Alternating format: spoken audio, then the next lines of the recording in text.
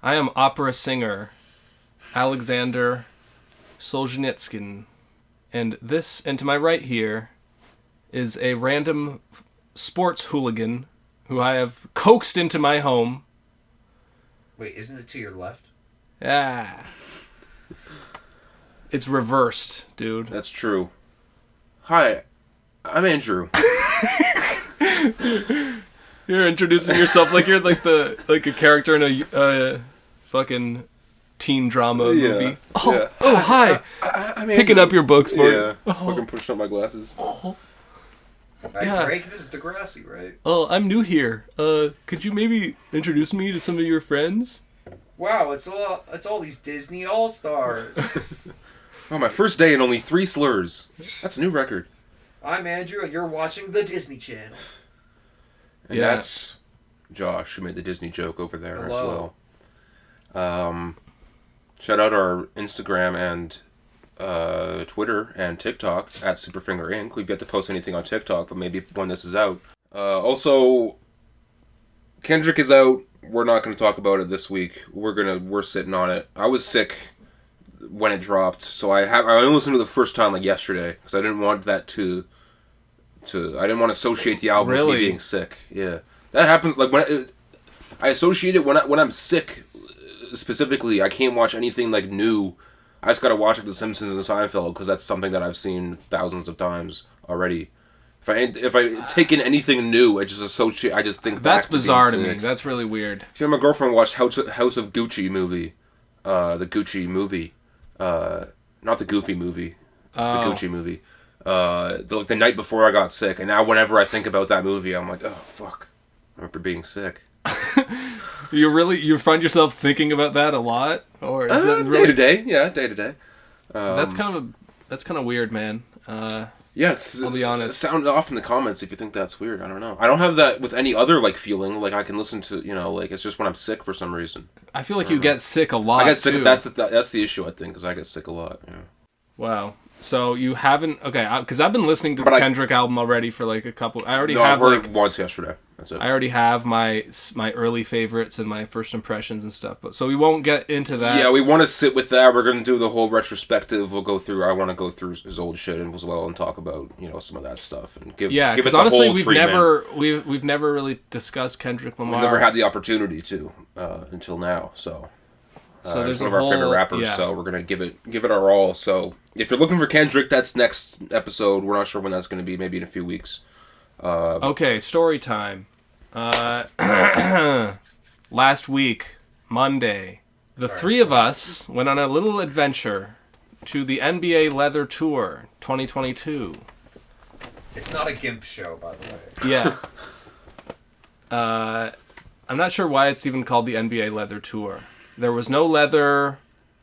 I didn't see any basketball players or references. Really, we were the tallest people there. Yeah. No, there were some taller people, but no one too crazy tall, from what I remember. No, I was the tallest guy in the entire room. I checked. That's the thing I make sure to go around. Stand back to back with me real quick with everybody. Yeah. That'd be such a weird... We're all like the same height. That'd be such a weird thing, going up to a random person. I just want to see. How tall are you? Back to back. That's we could save that for that could be a bit where we try to force each other into how many people can we get in one day to measure our height against. All right, if you want to see that content, no, you know what? I'm already picturing the sexual harassment lawsuits which will come as a result. So, Alchemist, Boldy James, Earl Sweatshirt, Action Bronson, we were there, Toronto, history. It was history. We made history. For me, it was history because that was the first show that I went to post-COVID. I think that's all of our... Besides my friends were signing. This is all of our first concert back from COVID, and I felt okay about it, mainly because I was in Calgary for the Flames game the week before that, or a few days before that, and I was already used to being in crowds of people and on the plane and shit, and I was just kind of like, whatever. After Earl, though, I was getting kind of claustrophobic in the crowd. I knew that was gonna. I knew it was probably gonna happen eventually, but I'm like, I just got like, okay, I need to there's too many people around me. Like post COVID, it's feels weird. I just gotta like. Well, you wore your mask pretty much the whole time, so Yeah. you should have anything to worry about. Yeah, I know, but still, But it yeah, just in terms of claustrophobic, that's it a just different. felt weird being feeling. around that many people. That's fair. In close proximity post COVID, Yeah. Yeah, I don't really have any reason to be extra cautious about that stuff. I mean, you guys have immunocompromised people in your family that you know, but so I didn't really feel that uncomfortable with the being in a big crowd, but generally already you feel a little uncomfortable at a concert Because you're standing for hours. Yeah. Like, literally, my knee was given out. I'm like, is this it? Like, is this my last concert? Yeah, I wasn't sure if you were gonna make it through because you already had a whole ass weekend. Yeah, I was hiking in the mountains like the day before, and then I'm at this fucking show, standing around, fucking dehydrated, like already tired. Like, it's probably why I got sick, was because there was just a lot of shit going on in like a 4 or 5 day span. For your frail and my my skeleton just sort of withering away. But none of us got sick except for you, kind of. I didn't get sick, did I? Well, you got sick. I sicked up a little area on the platform. So I ate a bunch of mushrooms. Here was my thinking of it was, okay, I was listening to the new Action Bronson album, which we'll talk about later, Crocodilo Turbo. And the album has so many great psychedelic moments and like sound effects of animals and nature and the jungle and shit like that. I was thinking, oh damn, they play this and there's like all crazy lights and stuff. Might be a vibe if I'm on a copious amount of magical mushrooms. So that was kind of my thinking going in. When we saw the concert, he didn't actually play that many songs from the new album. Only the one, I think. And the lighting and like the effects weren't that anything crazy. Like, honestly, there was trippy visuals behind him of animals and stuff, which I did think was pretty cool. Look at all these beautiful dolphins.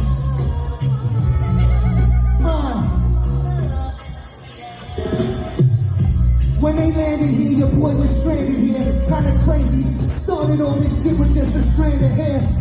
But anyway, what happened was I was eating these mushrooms on the train, little by little. Just getting through, trying to get through it. They do not taste very good. I have to get my shroom game on point more, find the actual good Or types. find like a mix or blend or like do something. Yeah, I had this whole plan to make a smoothie, but then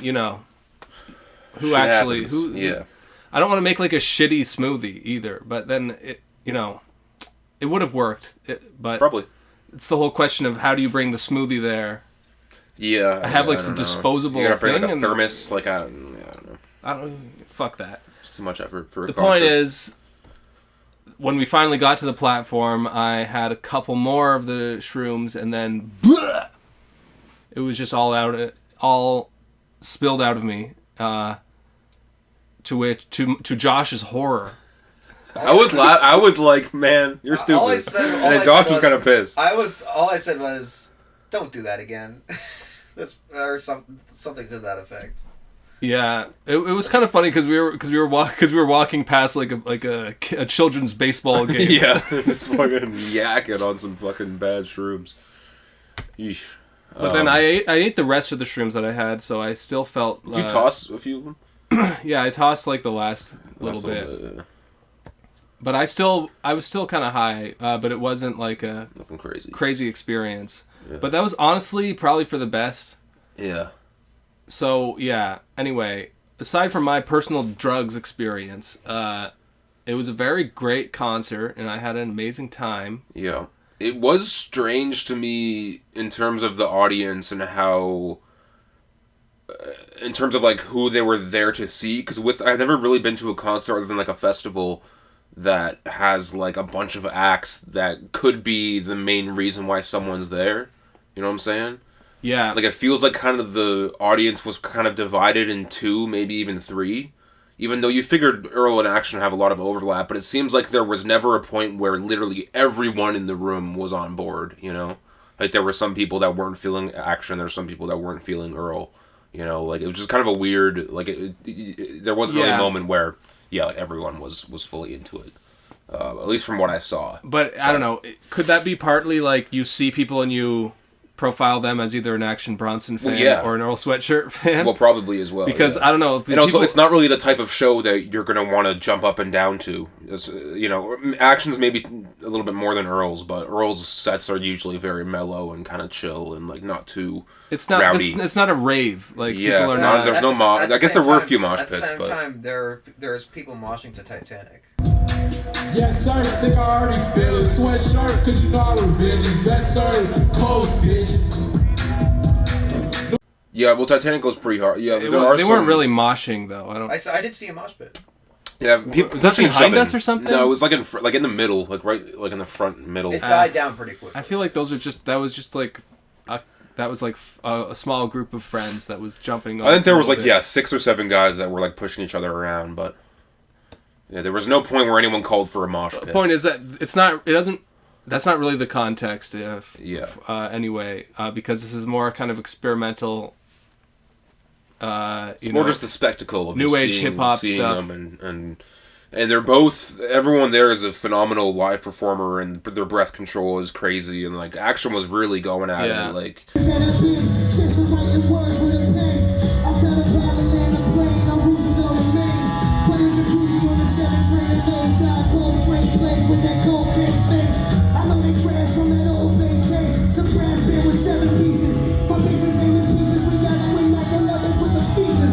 And We've they're seen very Earl funny before, people as well. Yeah, well, cracking jokes throughout the whole thing. Yeah, well, probably the funniest concert I've been to. I can't remember any of the quips off the top of my head. I just remember Earl going over on that Future song, being like, "Well, he really said that shit" or whatever, like the new Future album that came out. Like, I want to treat you right like my grandma or something like that. I don't know. Yeah, and he was making fun of that. Yeah. I don't remember what else. Anyway, Action just with the poses and just the constant like fucking. Yeah, let's kind of go through the night a little bit. So, yeah, because that's what I was saying earlier about how you kind of. I wonder if the crowd looked at us and said, "Oh, those are all Sweatshirt fans," or "Oh, those are Action," because we're probably primarily Earl Sweatshirt. Yeah, but we like both.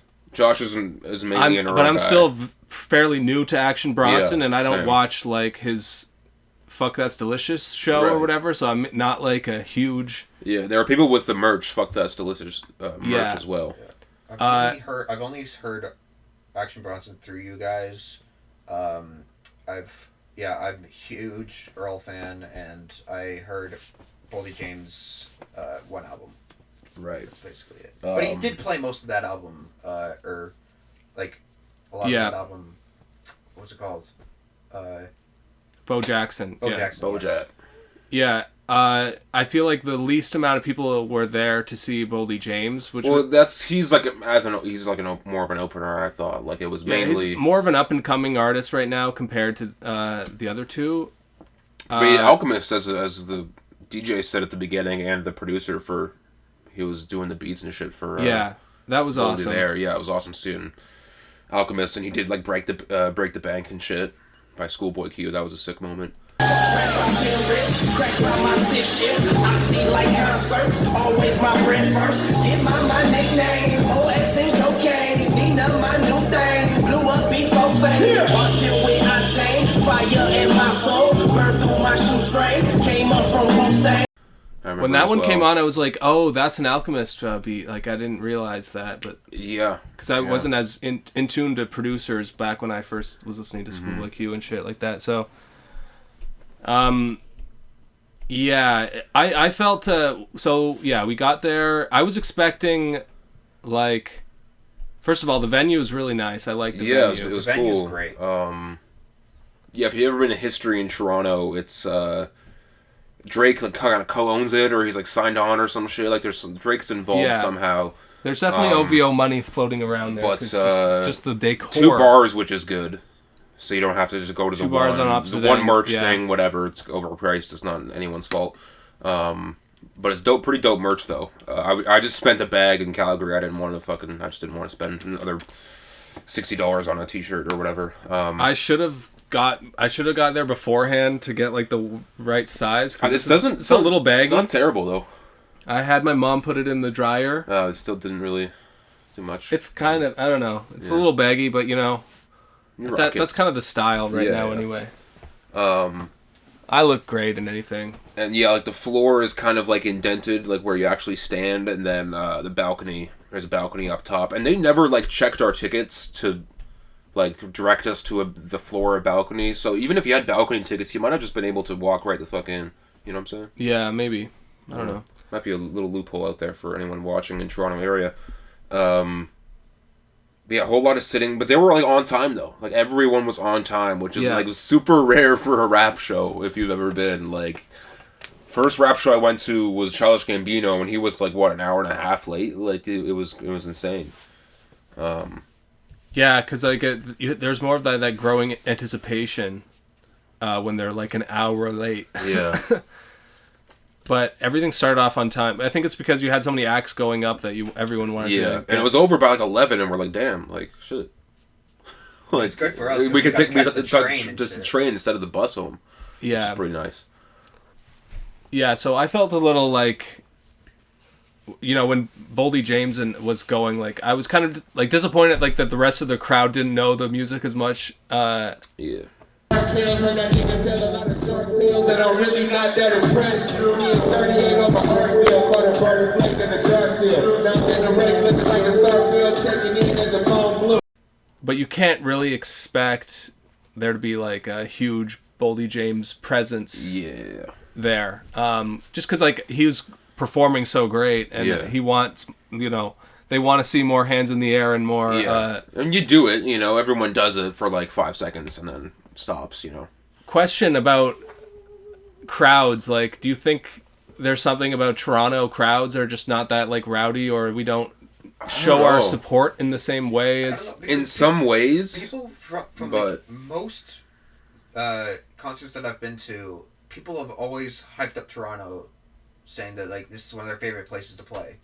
I mean, you know, some artists might say that people everywhere. say that on stage, I think, in every city, though. But there are certain ones, like Tyler, I remember, said that the Scumfuck Flower Boy tour stop in Toronto. He, like, years later, he was like, yeah, that night in Toronto was special for this Flower Boy tour, I remember him saying. And I'm like, I mean, we were all blasted out of our minds, so... Yeah, it's tough to kind of gauge. And we were sitting in the seats. Like, yeah, there are. It does seem, and Mac as well made sure. I think he said like he always ends off the tour in Toronto just because he likes it so much and playing there, which I don't think is. I wouldn't think is a lie either. I feel like people like the city more. It's because they went on a whole tour through other shitty Canadian towns, and then they finally get to Toronto, and they're like, "Oh, this is like a." Or it's their one Canadian stop, and I don't know. Because I don't know, I felt like, you know, the enthusiasm wasn't always there, or, you know... Well, I think that's mainly because, to my earlier point of, like, the audience is kind of split in a weird way. And it's not the type of music that you really want to raise your hands to and clap to and shit, you know what I'm saying? Yeah.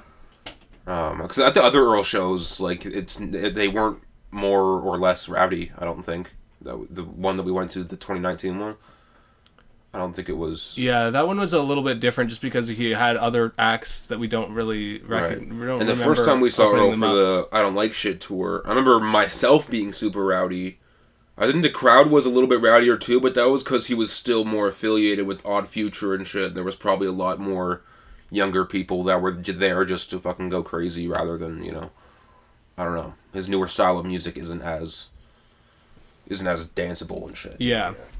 That's what I chalk it up to, but maybe, yeah, you might be right. Like, the Chance show as well kind of seemed a little, like, mid in terms of the crowd interaction and shit. Like, there's certain shows that definitely feel like audience isn't fully on board with it, but other shows are crazy, also, so... I think it's just, like, the audience, because I'm remembering a bunch of stuff, like, from the rock shows that I went to. People are always, like, even if they're not going hard or something, if it's like a slower song or whatever, people are always like cheering afterwards, like asking for like encores and stuff like that. I think it's just, I don't know what it is, because I've lived here my entire life, so I don't have any context with like what makes Toronto. Yeah, we've never seen a show in Chicago or New York really, so we can't really speak to that.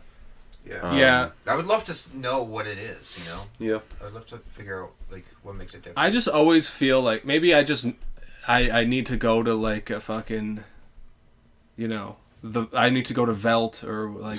Yeah. You gotta go Rolling Loud, bro. Yeah. But I just always feel like a little bit disappointed by the energy of a crowd that I'm in. because it is filled with other, but then you listen to Earl Sweatshirt's music and you're like, this is music's all about like depression. Yeah, exactly. Yeah, I think for this show, in terms of the context of this show, you can't really put it in the same regards as some other ones. In terms of the acts, Earl, I like that he kind of picked from his discography really well. He did a bunch of songs from the new album and then some older ones too. I think like maybe just the one off Doris. He did Colossus, the one with RZA. Is that the one? Or no, not Colossus. Fucking Molasses. Colossus does something. Well, that's a Tyler, a track. A bunch off I Don't Like Shit, a bunch off Sick, Feet of Clay, some rap songs. There was one really rare one from Feet of Clay. Yeah, OD was one of them. I think M Tomb is the other one. It was called just M, just the letter M and then Tomb. There was a pretty funny moment where, he got, before playing East, he got everyone in the room to put their hands in the air. Man, we saw East live. Yeah, that's an accomplishment. We got to see what happens when someone does play that one at the club. And there were bitches dancing to it. I saw it with my own eyes. But how do you? I know, but they were still moving around, and I'm like, damn, okay. Dude, I guess it's not that hard. My phone and consequently all the feelings I caught from my GF, my hands was on the wings. I took them off, had a story careen against the bars. My canteen was full of the poison I need. The trip was long and steep, my innocence was lost in the heat of Mr. Big. It's danced like fucking SpongeBob in that one episode where he befriends the jellyfish. And it danced like that one gif of Jay-Z where he's just kind of like... it's head-bobbing music. One thing I found was that, compared to the opening set of Boldy James, where he's a very fast rapper and you can't really keep up, even if you know the parts of the lyrics. And then Earl's shit is a lot more, there was more people singing along to stuff from, some rap songs. Tally up the wins, though. Don't think he said it pro violence, but it's gonna be your problem if we did, though. That's the one video I took was from that one song. And we'll put clips in for context and shit too. Yeah, so because I don't remember exactly. When Earl said, "It's 2 years I've been missing living life. You as well, and every day was trash." Everybody in the fucking room felt that, man. I can tell. It's been 2 years missing living life. Yeah. And he had lots of funny moments in between songs. Yeah. He was eating gummies. Yeah, he was eating gummy worms. I forgot about that. Oh yeah. And he's like, y'all just gonna have to listen to this ASMR shit. Okay. Recap of all the things we yelled out during the show. I think I yelled Tebe at one point. I always try to yell out the first name of the rappers whenever I'm there. I remember at the Little Yachty show, I'm like, "I love you, Miles," and people were laughing about that. I said something that made a few people laugh as well. I don't remember what it was. Oh yeah. You said "toss me one" while he was toss me the gummies. Yeah. That was alright. Got a few pity laps, maybe. I'll take it. People love yelling shit out. I remember. I really only get the courage to do it once or twice. I don't want to be the guy that's always yelling out. And the people that were yelling out feet pics or whatever, because the one dude, Earl's DJ, was barefoot, and they kept yelling "Yo, show them feet" or whatever. That was really funny, because they had him and Earl were joking about it for a while. Ha ha ha, OnlyFans, blah blah blah. They're selling feet pics. But then it's you let the joke die, and it's also it feels almost like a podcast where this is the joke between the two people that actually know each other, and you're the one trying to get in on the joke kind of thing. Oh yeah, it's like a live where I'm YouTube just yelling comment. out an observation pretty much, a small interaction, but they're trying to hone in on the banter almost. And trying to do chants and feet, but no one was getting off with it. I'd like to think that the one guy was just a real foot fetish guy. Yeah, 100%. He was just no, but for real though. Really adamant about it for sure. I feel like they're all kind of frat dudes anyway. Yeah, some of them for sure. They kind of gave that vibe. Also, shout out the two other guys that were rocking the same shoes that I was wearing. I'll show a pic, at least of my shoes. We didn't get a group pic. We were waiting for one other person to also pull up with the shoes to get a whole pic. But that was pretty funny interaction. That's the guy we probably, like... You probably should have said, hey, by the way, we do a podcast called the Rapcast, and he would probably say, hey, yeah, me too. I also do a podcast. All the Rapcast, yeah. But it's not about rap, it's about being racist. And then we were like, oh, okay, never mind. That's the guy we would have... show. Okay, another peek behind the curtain. We were going to do a whole bit of, like, man in the street kind of interviews that we kind of just got cold feet and didn't want to do again. Well, we were dead after the show. That was my main reason. I was super just tired. Josh was coming up with questions the whole time. Yeah. And I still want to do it. I'm still adamant about doing the idea. I think we for sure should do it, but I just think we should wait for a show that we're not actually going to. Anyway, that would have been the guy to talk to. But yeah, there were a few people. And that one guy who kept going on, it was like Denzel's, what do you say? Something about Chance and Denzel, comparing the two, and like Denzel's like, Chance has no Chance album can touch any of Denzel's albums. Which I was saying to myself, I'm like, Chance the Rapper is good, but like, I was like, yeah, Acid Rap clears all of. Yeah, that was interesting. When we were sitting, this was before the show, and it was this guy like. He's like the epitome of Reddit. Really giving hip hop Reddit glasses takes. And a mustache, like pretty much could be us on any given Monday. Be gone, Satan. Just a little Satan. It's not even gonna show up on camera either. We're just gonna look like we're going crazy. Yeah, that's funny. Like, because we're just sitting there, and like it seemed like this guy just walked up to like the first black guy. He said, "Was like, yo, you like rap? Yo, here are my opinions. Chance the Rapper, he sucks." And I don't know if he was really. At one point, the black guy did the joke of like, and then like the fake walking away thing, and then like trying to get out of it, probably. Yeah, trying to show that he really doesn't want to be in this convo. Yeah, maybe. And I was thinking, damn, is that just a different version of me? I feel like that could have been us after the show. The whole concert was slightly different versions of the same guy, you know? Yeah. And it was mainly a male night. But then again, there were some girls dancing next to me at one point. Well, because you always say on fucking Reddit and Twitter, like, oh, this is this Earl Sweatshirt, that's Scare the Hose type music. But there were hoes there. There were hoes at the last Earl Sweatshirt show. There were hoes at these shows. Just goes to show, you know, people just want to go outside and be out at a thing. Yeah. They'll pay $70. Yeah, fuck it. You know, and also the perception that women don't like lyrical hip hop. I mean, that's just sexist. That's just not real. That's not right either. Yeah, it's kind of sexist. Shout out if you're comments in the comment section if you're a woman. Yeah, and if you also, give me your number. God damn it. But if you were at the Toronto show, let us know, actually. Yo, that was a real, like, test. Who can do the horny joke first? Like, I was just trying to rush to it. Raise the 0.1%. You gotta get photo finish on that one. And then I love how Earl just, like, walks off kind of at the end. He doesn't even say, like, thanks or whatever. He just, like, see ya, and he just walks away. No one really yelled for an encore, I guess just because, like...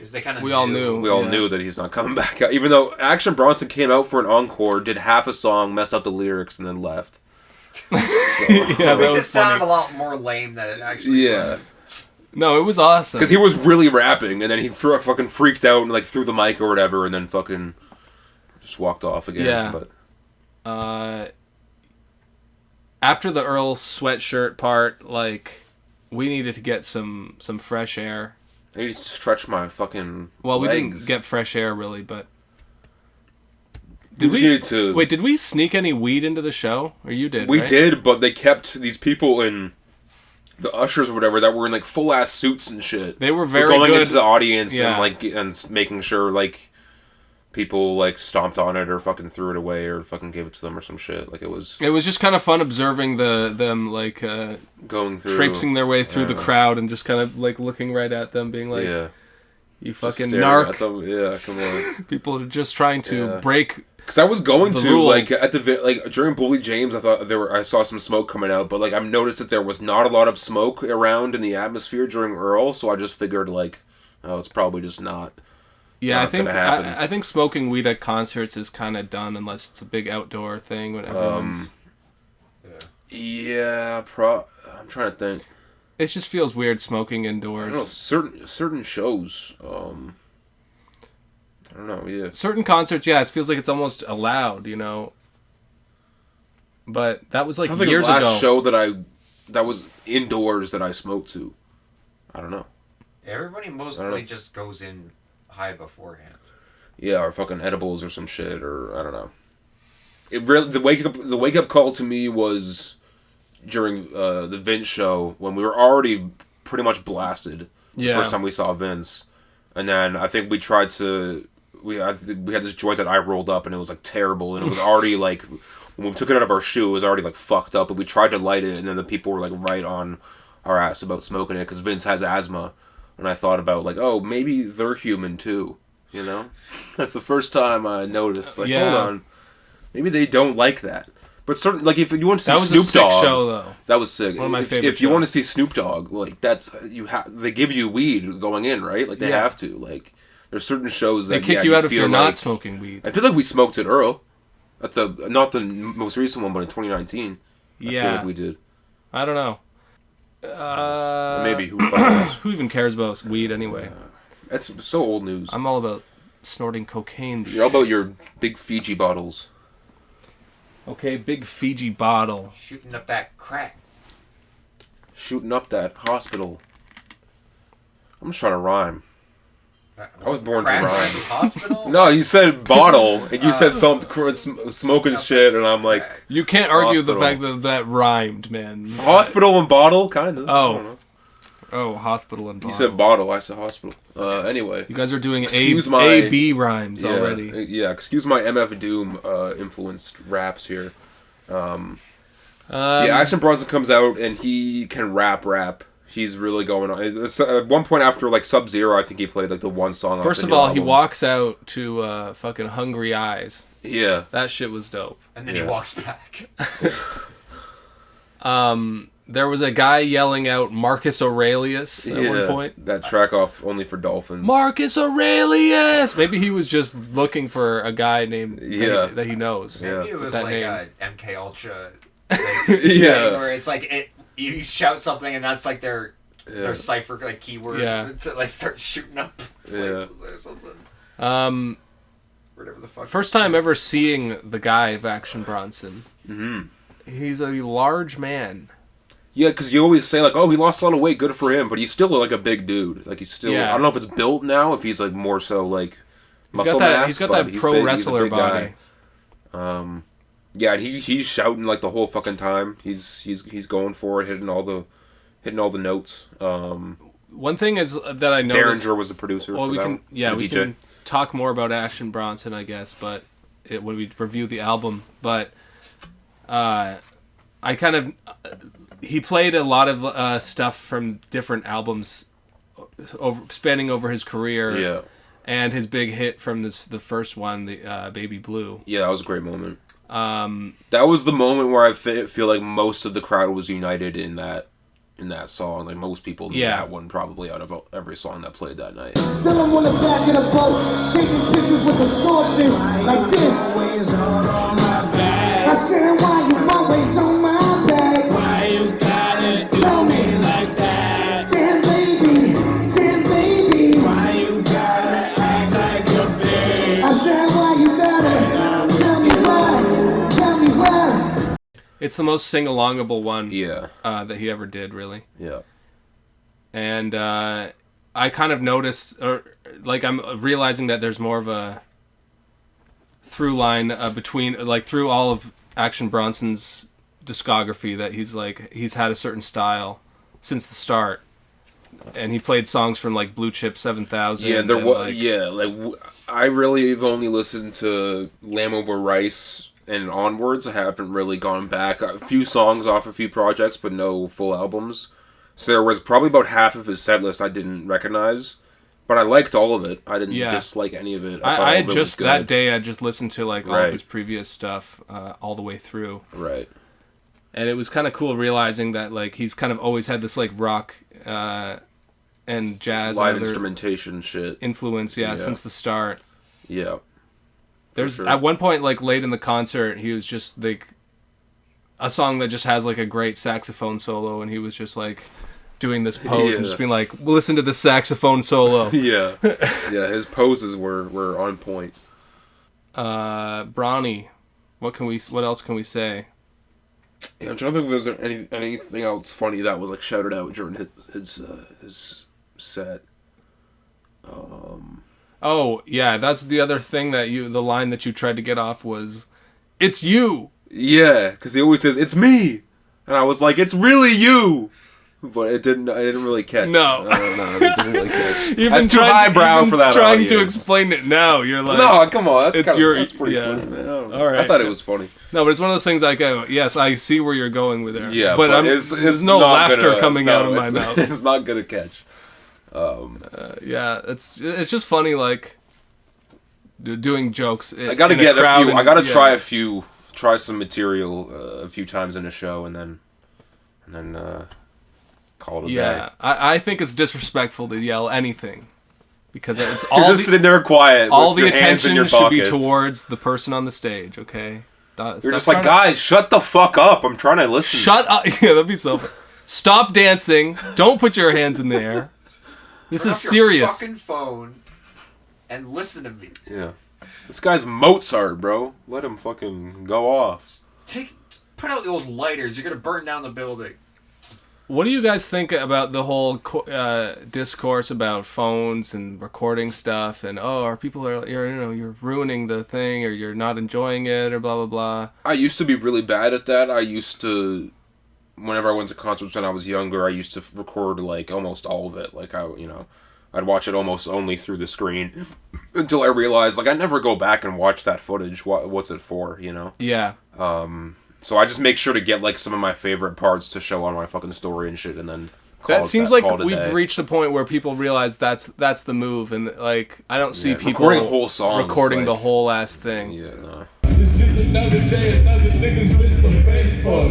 I've been like this since the Motorola Razor, what a bastard that baby was. Little bad nigga missing dash, never praying much.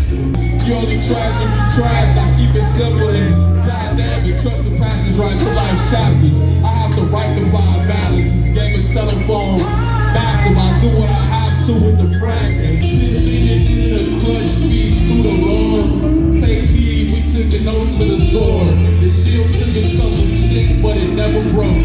I know what he mean, how I play based on what I'm shown. I've realized that if the show's big enough, somebody else is probably recording it, and probably at a better angle too, or better camera quality and shit. So might as well just enjoy it. There was that one Jack White show that we went to that he was very explicit, being like, "Don't record any of it," and I'm not really about that.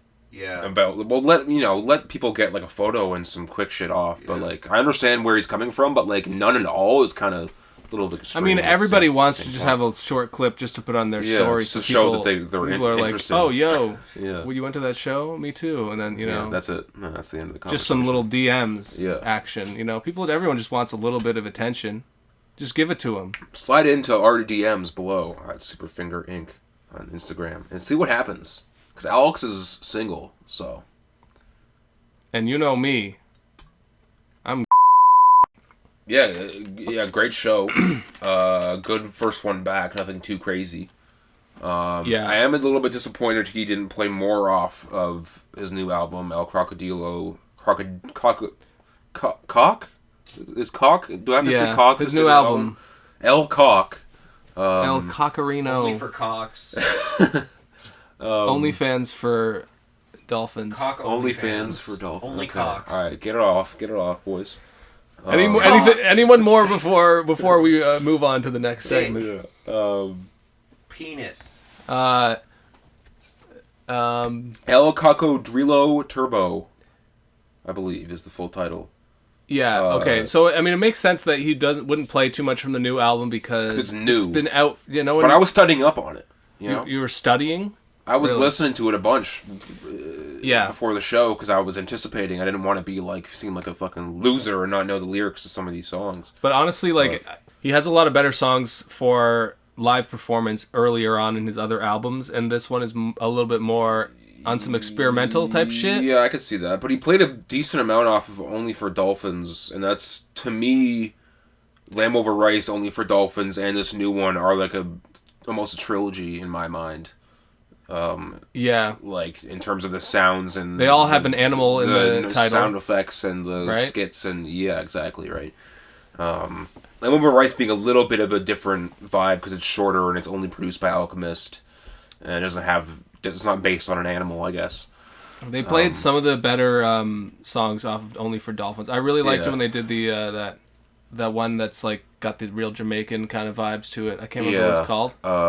The song titles are always hard to remember. Yeah, he came out to a great one, one of my favorites off of Lamb Over Rice as well. Again, I wish he did Splash. Splash would have been funny. Oh, he came out to Dimitri. Dimitri. Yeah, it's a great one to fucking knock it off the blocks. Bronson was a great intro to come into.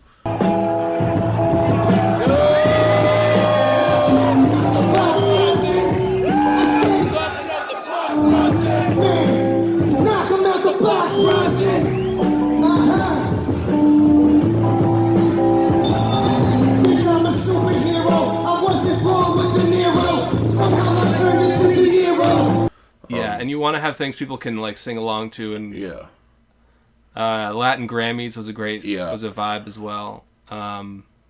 Okay, but anyway, let's get to actually reviewing the album. Overall thoughts. It's exactly what you want from a Bronson project at this point in his career. It's funny. Yeah, 10 Production tracks. is fantastic. It doesn't overstay its welcome. It's hard. There really isn't much of a skip on here. Yeah. Some of the sound effects go a little bit too crazy for me. Like the one on I like the turbo. But the one on, I think it was like Jaguar, where it's like a solid 45 seconds at the end of like a pig getting slaughtered by a fucking, just getting eaten, and there's like a squealing and shit at the end of it. It was a little much on the ears. But it's a Shrooms trip of an album. Yeah, no, I get why it's there, but I'm not going to stick around the whole time, a lot of the time. But I think it's a really good album. Over a couple listens, you start to get that there are kind of themes that bring it together. And styles. One thing that it made me realize is about like there's an influence that throughout his career is like 80s action movies and like wrestlers and stuff, and the sort of like braggadocious shit from that era, and like the psychedelic rock and jazz and other like influences. It really spans the whole music history of like he pulls different things, and it feels like his past 3 albums feel like kind of mini movies almost in terms of how they're structured and the sound effects and just all of it. It feels like and it helps it feel like a cohesive body of work rather than just a mixtape kind of feeling. You know? It's very like Adult Swim.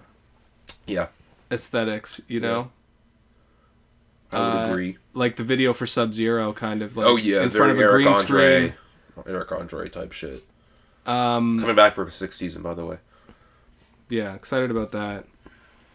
And the sort of theme about like the jungle and beasts and comparing himself to lions and tigers and shit like predatory that. In terms of like just like the animal instinct and just to kill and predatory behavior. Well, I was about to say predatory behavior, but that's primal, not really... Primal is a better primal, word. Yeah, exactly what I'm trying to say.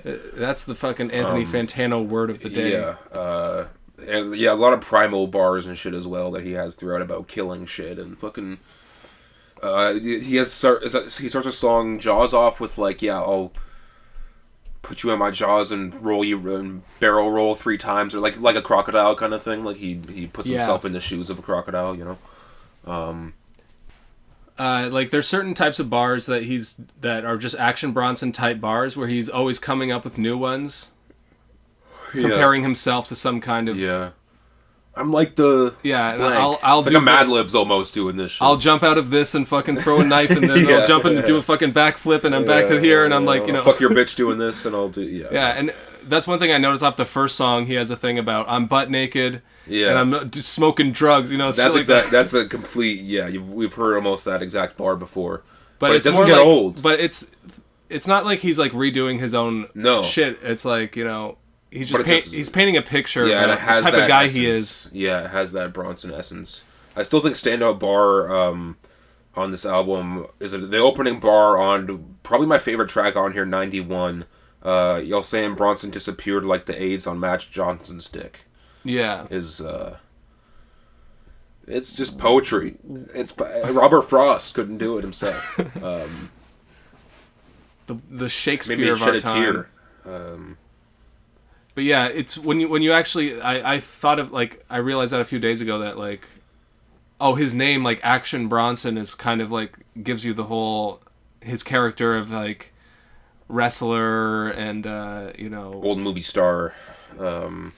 Yeah, and that's kind of how he views himself, and it's kind of from like the culture that he grew up with. Yeah, he plays the character really well, and he's perfected it at this point. I think like these past 3 albums are all great, and they all kind of my only like if I could say like a criticism about the album, like it doesn't really sound too much different stylistically than Only for Dolphins, but I don't really want Action. I don't really, like that's why I love Action Bronson, like the shit he's doing here on this album and on Only for Dolphins and Lamb Over Rice. I don't really want him to change up his style too much, I guess I the thing about with Only for Dolphins though is there were a few more I think songs in there that had some more kind of emotional kind of valleys or like had some little more like kind of real moments where you don't really get that in this one, but you don't really even need to on this. On a 10-song album, you mainly just get the character that he plays. Yeah. Only for Dolphins, I think, had like 13 or 14 tracks, so it made more time for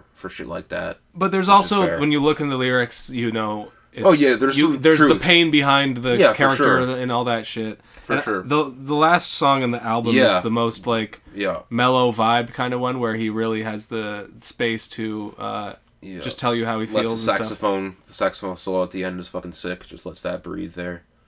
The rain sound effects in the background, kind of just transports you to a certain vibe. What'd you think of the second track, Tong Po?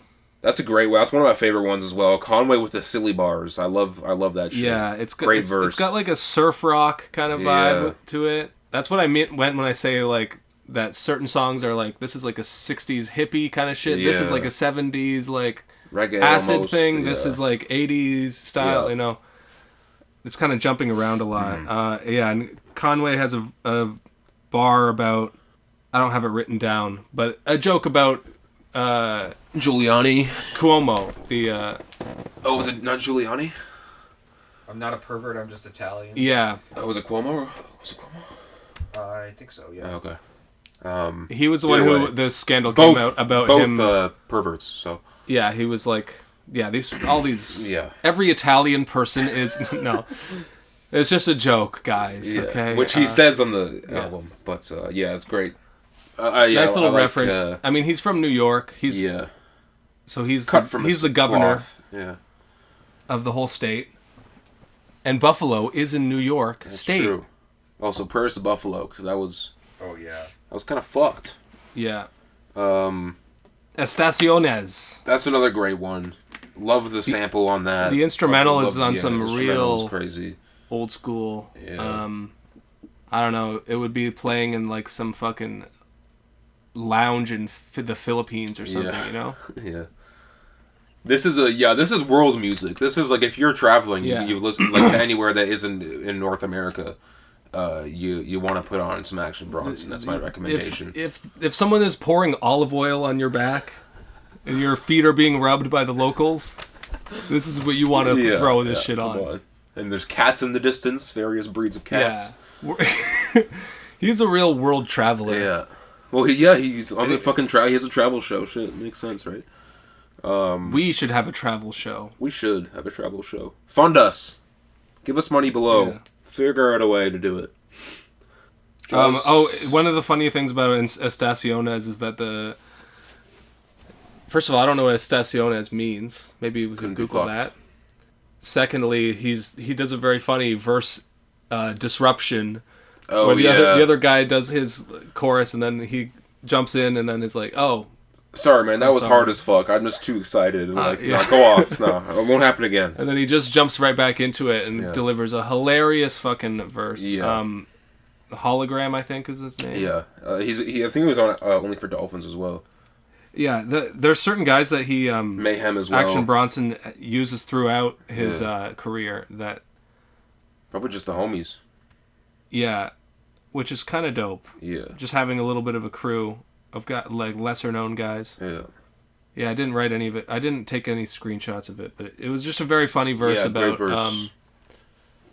I eat the pussy like a mukbang. Yeah. She my little fuck thing. Yeah. Matches the energy well. I wonder what Josh is looking at. I'm just looking at Mukbang. pictures. I'm just looking at pictures of guitars. Do you want to look up what Estaciones means? How do you spell it? Estaci. Okay, this would be a good guess. We have to try to guess. I'm gonna guess. Estaciones. Estaciones. I think it probably means giraffes. I think it's like some sort of dish from some country, from some Eastern European country. Okay, but you have to get. It's what kind of dish? Rice. Some sort of pasta dish. Okay. Okay. Whoever's closest to a giraffe or pasta. Has to Enter text. determine in the comments what he wants to do. Seasons.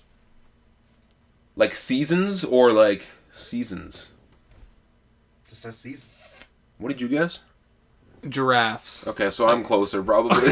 No matter what. We're both way I wrong. mean, it should have been like. If it was seasoning, then I would be there. If it was like an Action Bronson, it's probably seasons as in seasoning. Yeah, I don't know. Okay, the point is, that was kind of a disappointing game, but We got a good game coming up, so stay tuned. yeah. Turkish was another highlight for me. I would say the looniest shit on the album. Like, I just love the off-the-wall character to that song. Yeah. I like when he says, Garen damn motherfucking T. Yeah. Always a fan of Garen just damn inserting motherfucking T. swear words into another word. Yeah. Like a And then sandwich. also swearing. Yeah. He loves food so much he's making sandwiches in his poems. Okay? Folks, this guy's unreal. Fuck with them. Fuck with the action. And yeah, Check out the album. And give money to artists, even though the shirts are way too big. And inexpensive. Hi, live from inside this shirt. Also, It's dark in here. Also, we haven't made fun of my hat just yet. But go beard or go home. You heard it, ladies. I mean, posty season's coming, so I can't really flock you too much on it, I suppose. He does have a beard, right? We're both wearing the hats with the back, like, mesh kind of shit on it, so we're both kind of white trash today. It's summertime, fine. bro. That's true. The back of my We're both head wearing needs pants. that airflow. It's true. But yeah, what if Action Bronson teamed up with the Duck Dynasty guys for a show? That could be pretty good, actually. But actually, the thing is that I'm pretty sure the Duck Dynasty guys became like right-wing yeah, I think so. Trump guys. I think so. I think Oh, so. yeah. I think so. But I'm wearing this as camouflage. Take away. Oh, okay. I mean, people do you out for you. Look at those pictures, and, look at those guys, and tell me that they're socialists. You know what I Yeah, mean? Like, there's no just way blowing there up could be anything. shit in the forest for fun. Yeah. Yeah. They're in a swamp, like, for You God's can tell sakes, by there's the no- way someone's beard is if they're a socialist. Let's move on to the game, I think. Overall thoughts on the album? A couple more notes. I don't have any notes. Zambezi was a good one. Kind of a 70s funk. Rock Marciano, where the fuck hell is that? Good verse. My favorite bar from the 91 song, which I think was probably the most like succinct, like Perfect Action Bronson type song. Yeah, the sample was on point. Flows are tight. Ass is tight. Yeah. I'm tight. That's as one. fuck. That's a song you can lift weights to. Yeah. And smoke weed to afterwards. What's your favorite? What's the bar? There's a bar about your bitch looked like Forrest Whitaker. Oh, yeah. In that movie where he played a general. Which I looked up and it's like the most obscure reference to like a movie from man. 2006. So it's probably just on in the background on cable in Yeah. the studio, and he was like, "Man, That's that looks another like your bitch." Another hallmark of Bronson's writing is references to extremely obscure. Yeah, who did he things. say as well? Like you'd be. He said in a bar, like you'd be stupid if you compared whoever to Fred Durst or some shit like that. Like I don't know. I don't think he referenced Fred Durst. but yeah, it was something like that. he references like obscure athletes. Like he says, not "Bitches Fred Durst. think I'm Craig Biggio, but I'm not." And that was like a baseball player from. Yeah. I looked this shit up just to figure it out because Who thinks that you're Craig Biggio? Who thinks of Craig Biggio? Because I literally thought that Craig Biggio was like I thought that was an Italian word or a Spanish word or something. Or just something he made up. Like it's just not even a word. But turns out these are references that just go over my head.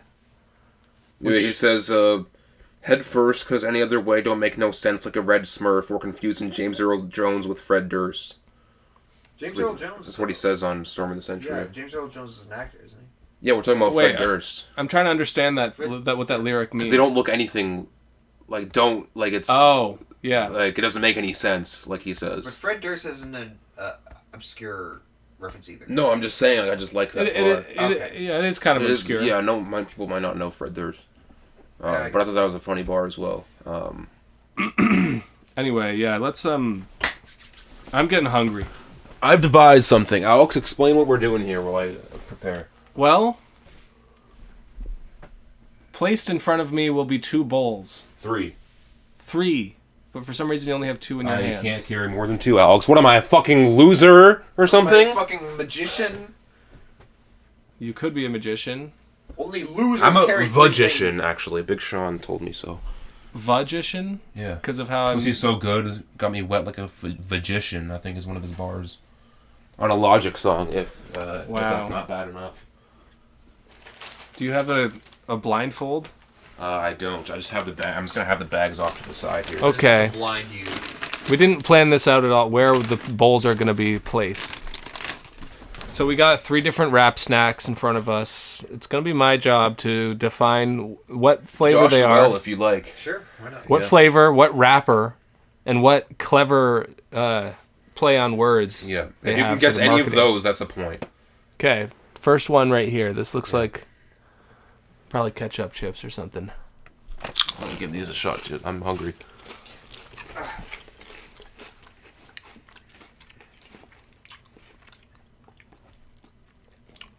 Okay, that's really bad. I don't like it at all. It's like... Who are the options? No options. There's, Should we give you guys options in terms of the rappers or not? we said it was like... Yeah, we should figure out the rules before we start playing, right? All right, you can guess. Yeah, I'll give you the rappers, but the flavors you have to figure out yourself. Yeah, okay. So here on the table is Cardi B, Lil Baby, and Rick Ross. Okay. So you got to figure out which is which. So first So chip. this is definitely a barbecue something, and there might be something else in there, like fucking lime or like... Okay. There's something weird in there going on Yeah, as there's well. something little There's tangy. no way. There's little no tangy. way they're gonna have ketchup chips because that's a Canadian thing. Okay, trying this one. Are we locking in the? Are we going one by one? I can make guesses to the wrappers. I don't think I can guess the flavors. All right, next chip. After you, sir. This one looks good better to me. Okay, that's sour cream and onion. Okay, this isn't too bad. Pretty Sour much cream and onion, but there might be something spicy. a little bit of going on. something in there. Yeah. Maybe cheddar. Okay. I can actually have Cheese and onion. another one of these. Okay. Good.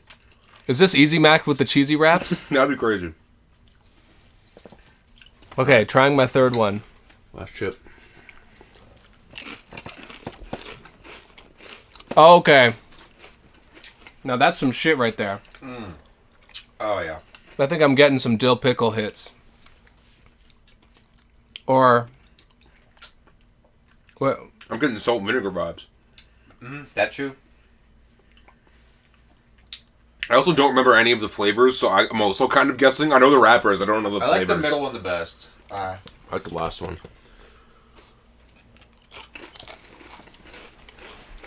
Sorry to all you podcast listeners that were just chewing on pod, but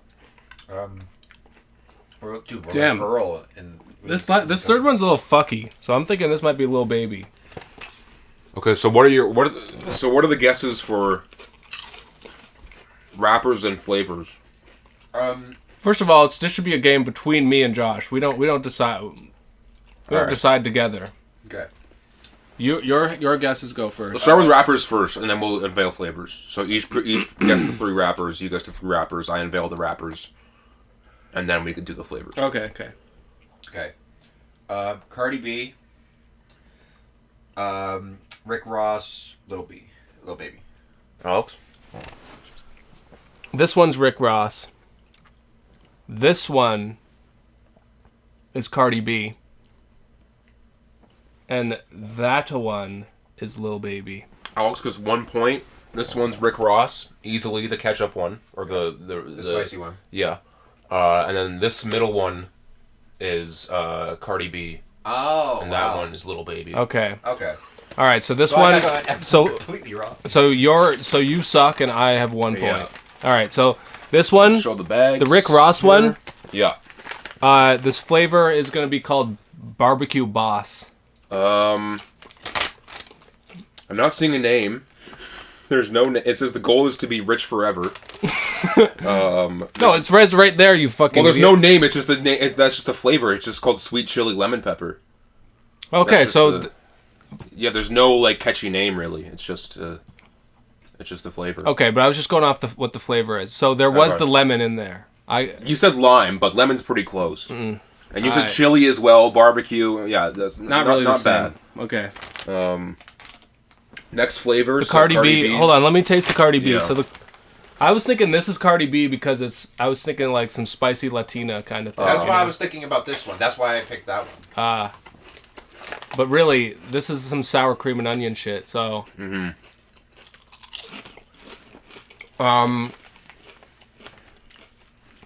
The title is going to be Sour Clout and. There's no title. I don't know what you're talking about. There's no title on here. It says "Stay true to who you are." That's all it says. I don't fucking know. Lame ass. Their little baby has one. Okay, but what's the flavor? You have to try to guess. Okay, it's sour cream and haters. Yeah, it's cheddar barbecue. What? Yeah, That's guess the not cheddar. barbecue. This is cheddar for sure, though. I see. I've tasted cheddar, but All right, you Barbecue, get a yeah. point for that. and then this one has a name. This one has like Okay. a funny name, and then it has shit ingredients.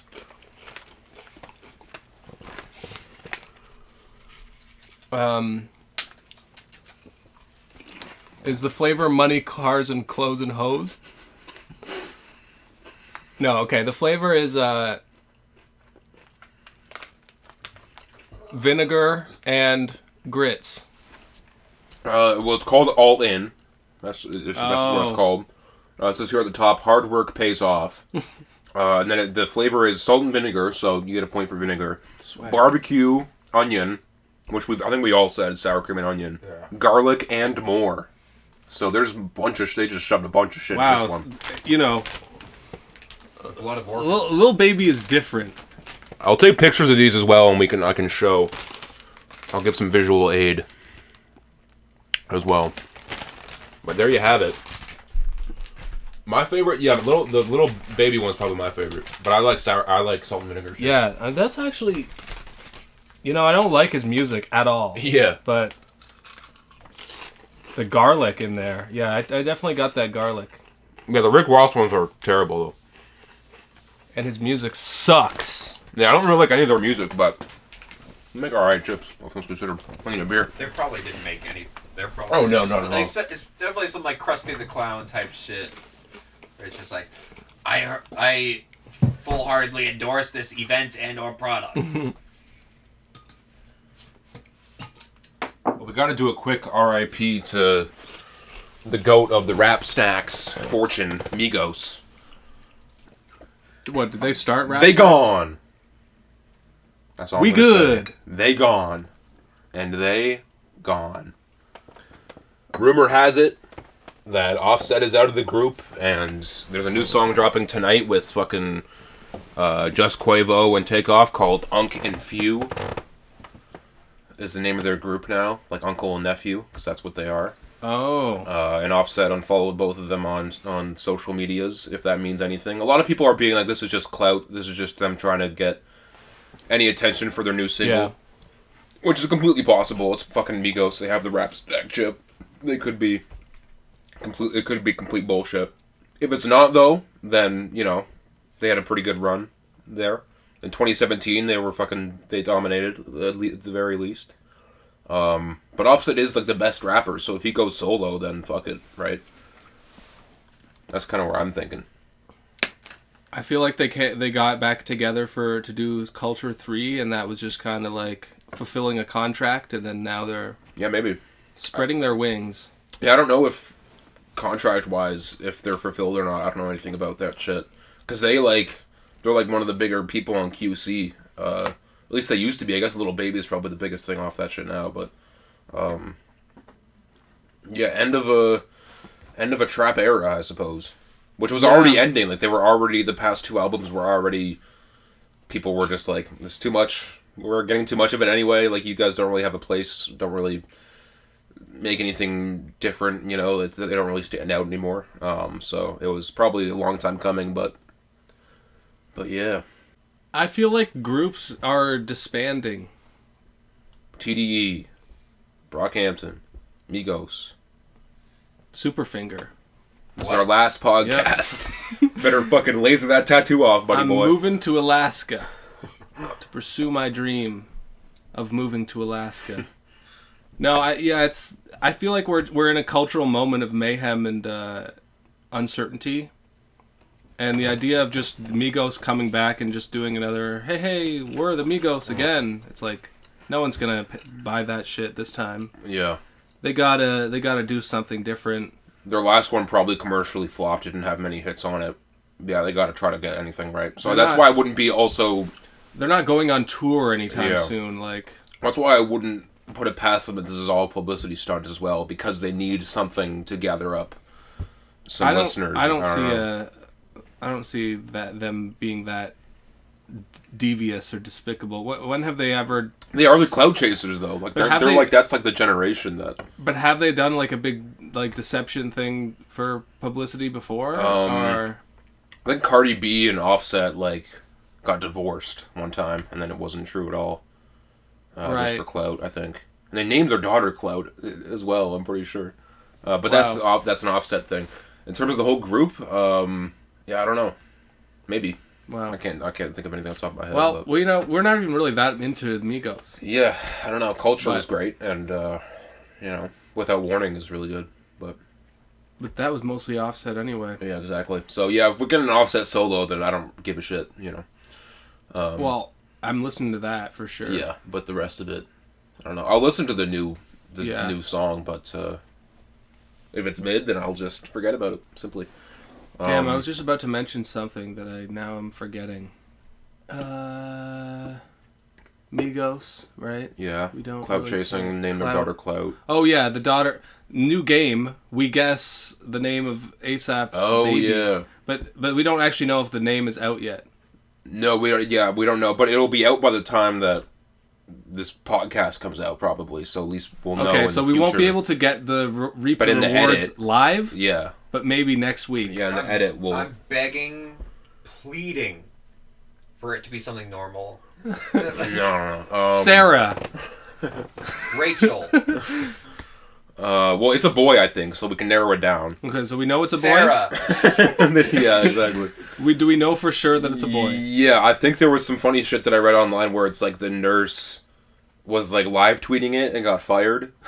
Was like, oh, I'm delivering fucking A$AP Rocky and Rihanna's baby, and then got fired for fucking being a nurse. It's like literally popping. And then she said it's a boy. Yeah. So if we're believing that Cloud Chaser there, then sure. Okay, so boy names. They're both insanely rich and famous people, so it's not going to be something normal. No. It could be anything. I'm going to say Pebble. Rocky. Okay. Pebble. Makes sense. Well, do you want to do it Wordle style? Whoever gets the right letters, many letters. Yeah. Well, yeah, whoever's closest in any aspect, because there's no fucking way in hell we're going to get it, so. And I was trying to think of one because he was named after Rakim. Right, so what would he do, like, as the new firstborn? Yeah, Little Baby. Quentin. He's going to name him Quavo. after Schoolboy Q. That'd be crazy. Tyler. Aubrey, no. No, because then it would... Anything, like, if he named his son after a current day rapper, it would seem like dick riding. Yeah, it would have to be like a still pretty old rapper. Nasir. I could something maybe say. Like Boulder or something, or a name that starts with an R, because Rihanna, Rocky. Yeah. Okay, but so come up with one, and that could be your official guess. Rap Snack. Okay, so Rap Snack, Pebble, My guess Little is rap going snack. to be Harlem. Okay, that's pretty good, actually. I could see that being true. And we'll see. The winner gets the rest of the rap I'll snacks. just Google it now just to make sure, Okay. just to see if we actually know. All right. Just got me too'd. I don't think we have the name yet. What? Disregard that last statement. Yeah, okay, so we'll find out in the future. I'm sure. We don't yet know. Yeah. What if it's by committee?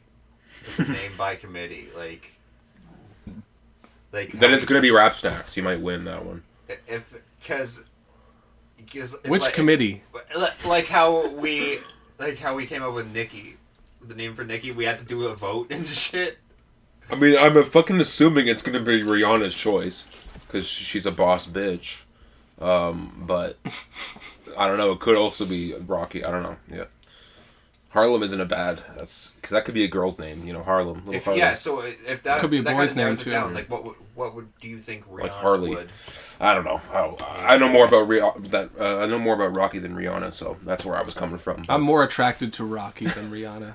That's fair. Yeah, so that's a little fun one. You want to talk about the new A$AP Rocky song? Sure. Speaking of bitch, How could you call Rihanna a bitch, a cunt in the same song, and still have her, and then get married in the music video, and then still have this baby? I know. Whenever I call a woman that, she doesn't, for some reason, doesn't want to hang out with She me doesn't anymore. return my calls. Yeah. I just don't understand it. I don't understand it, Sarah. These fucking cunts out there are just running amok, and I won't stand it. Cue the new Future album. If one person could be misogynistic and still get pussy, why can't we all? This is not. It's not Yeah, fair. Come on, Rocky. Think about us. Think about us. The song is fucking dope. I loved it. It's dope. He doesn't. It's not really like a rap. Like it's very all over the place. Like it's not really a succinct. It's kind of a weird single. It's an A$AP Rocky type beat. Like Yeah, I think it's mixed a little weirdly too, but I think it's a love song to Rihanna, like which the video also kind of but like the first half of it is almost more of a fucking just fuck you. rowdy kind of like. Yeah. And the video Energy. is amazing as always. Probably going to be one of the nuts. best videos of the year in terms of the editing and shit. But And just the character of it all and how they really. I love they're dancing on the outside of those like The fire shitty, escape? those like shitty, the fire Yeah. escape. And the sort of very New York feel to it. you're always going to get that in the Rocky videos. I actually listened to the first hour or so of the A$AP Rocky Drink Champs Right on. episode, and he was just talking about how from the start he's been very much adamant about visual style and really treating the shit like it's a movie, like Yeah. the whole thing has to be well thought out and not just like thrown together. Mm-hmm. Which I appreciate because so many of these rappers, the video, He's top tier. the rap video art Music videos to me. like. Yeah. I think in terms of the top, if you're the top 3 rappers with best music videos, Rocky is up there for sure, if not number 1. Tyler probably is up there. And then Yeah, Tom McDonald, and then that's it. Pretty much it. Oliver Tree. Yeah, and Joyner Lucas. Yes, the song is weird for a single to me, but if it means we're getting fucking new Rocky music, which I think, like, he did the Drink Champs, his new single video, Yeah, it can't be too far away at this point. it gave me classic Rocky vibes in the fact that like it feels like it just made sense to me. Like, oh, this is an amalgamation of his earlier styles, kind of. But Yeah, but also kind of his new kind of alternative rock. How the outro was very like kind of instrumental and kind of spacious and psychedelic. Like, yeah, but at the beginning of the song, it had more of the low voice, Yeah. like Houston, cloud lean, rap shit. Yeah. stuff that you can picture music playing and while people are playing dice and like Exactly. Like Monopoly, right? Like people playing Monopoly is what you mean? yeah, people rolling dice playing board games. Yeah, that's what at a board game cafe. Yeah, that's exactly what I'm thinking. That could be the next business venture for us. A board game cafe where you can vape. Okay. I wasn't into it until Speaking of vaping. Yeah. We can do that. Let's do that Denzel segment before we get into any more new music. Because we at an hour 20 right now. Okay. So when the chance or not, You off, bud. sorry, bro. Let's run that back. When Kendrick dropped, it sent shockwaves around the music world. Yes. People giving their reactions. And Denzel Curry kind of went off on his Twitter. And he's been going off. I kind of thought that it was an interesting, like, little pathway into his mind, or like how other artists, contemporary artists, react to Kendrick's new album and the discussion that it generates. Did you say anything about the album specifically? I remember the ones about like fucking CLB and Donda and shit, but was there any? The whole thing kind of starts for me when he said, "We literally said the same shit." Oh yeah, I do remember this. Let me fucking come on, guys. So these tweets start, and well, they start a little bit before that. I went back to like May 11th. All right. He said XXL did me dirty. This is where I start cursing out the media, but nah. He's kind of talking about things that happened in his career. Yeah. And the reaction to his last album, because like we reviewed Denzel Curry, I think was that in the last episode or maybe the one before that. One before that. We gave it a pretty positive review overall, but I had some criticisms as well. Yeah. And it wasn't a perfect album. Yeah. But I thought that, we didn't hate on it or anything. No. But I think it's interesting how Gave him the flowers, but I think he was a little bit like locked into some of the negative feedback around his album, because people, I guess, were expecting the rowdy shit from it before, the Taboo era. Yeah. And I feel like he got a little in his feelings about the reaction, and I kind of find it interesting how the artist deals with people reacting to their art, basically. Yeah, I mean that's a thing that all artists in any form, in any capacity, in any popularity have to come to terms with, in terms of not taking everything so seriously that everyone thinks.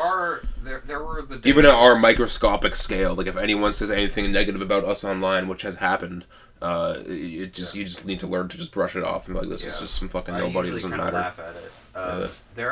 There were days beyond in the before times where people, like, there's artists who would say, I just don't read interviews or don't read reviews and things like that. But nowadays, if you're on the internet, everything is a review. Everybody has a review. Everybody's a critic. But I find that sometimes people go way too far in that direction, where they say, "Oh, don't read any comment. Don't." Yeah. The online is they're just all trolls, and they're all blah blah blah, and it's like, no, because man, you have to if you're gonna be an artist, or if you're gonna like be a celebrity, put something out there, then you have to have this balls to deal with like the reaction that it is. And you could get some constructive criticism that actually helps you in the long run. But you also need to realize that in the modern day of like online thing, like you attract a certain type of audience, and then if you try to sell them some shit that they don't want to buy, then they might not get it. Yeah. And you can't take that personally. You have to stay true to the but anyway, we're getting too ahead of ourselves. This was kind of in reaction to how, Denzel Curry's last album was a lot more similar to the vein of music that Kendrick Lamar's new album was. And when Kendrick drops, he gets pretty much universal praise. But that's Kendrick. You're comparing. Like, you can't really compare. I feel like that's where he went wrong in his own head. But he said, we literally said the same shit. And I got grilled before the release. Shake my head. I like the album because the themes you can tell he's going through. But like I said, we were saying the exact same thing. Only difference is beats, features, length of project, and one solid thing. Okay. Most people would have never guessed I would do that sound, do a sound that wasn't loud. That's just my opinion.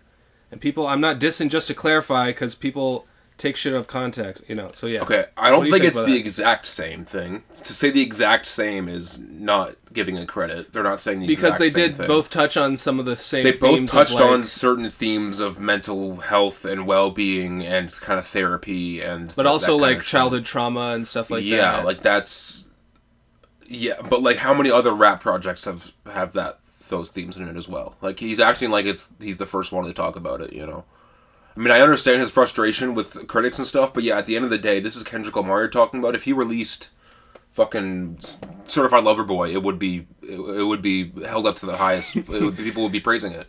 Like it's you can't compare Kendrick to Denzel. As much as I love Denzel, Kendrick's on a whole other level. Like you can't really. It's just who said it more. Like I understand him impactful. being upset, especially because it's new, it's recent, and maybe he was getting flamed for it online. I saw a bit of that, but I think also I the think majority of people people were liked supportive the as album. well. I feel I like- don't really. I mean, yeah, I'm sure if you dig deep, and I'm sure he probably has And now at this also, point. there are but people who I don't don't know. like the new Kendrick. Yeah, I see a lot of that online too. Of people There's a being lot like of negative reaction yeah, to it. Like, I mean, it's a divisive, Yeah. a lot of divisive Probably his shit, most which we'll divisive. get into on the next episode. I promise. Why do y'all want me to make some angry shit again? Therapy helped me stop screaming. I love that.